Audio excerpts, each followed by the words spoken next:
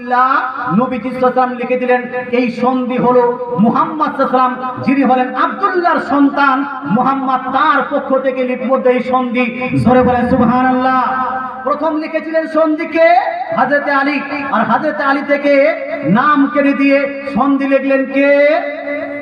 এটা জোরে বলেন না বাবা, কে লিখলেন? কি রাসূলুল্লাহ লিখেছিলেন কি? মুহাম্মদ ইবনে আব্দুল্লাহ। মুহাম্মদ বিন আব্দুল্লাহ কার নাম? মুহাম্মদ ইবনে আব্দুল্লাহ কার নাম? আমাদের নবীর নাম। নাম মুহাম্মদ, বাবার নাম আব্দুল্লাহ।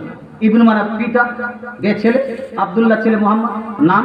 আচ্ছা, নিজের নামকে লেখা এটাকেই তো সিগনেচার বলা হয়, না কি বলা হয়? সিগনেচার কাকে বলেছি? দাদুর নামকে লেখা। হ্যাঁ, নিজের নাম লেখা এটাকেই সিগনেচার বলা হয়। আমার নবী, আপনার নবী, দয়ার নবী, মায়ের নবী হুদাইবিয়ার সন্ধিতে নিজের নাম লিখে সিগনেচার করে দিয়ে গোটা বিশ্বের মানুষকে জানিয়ে দিয়েছেন মুহাম্মদকে আনপড় বলা যাবে না, মুহাম্মদকে অশিক্ষিত বলা যাবে না।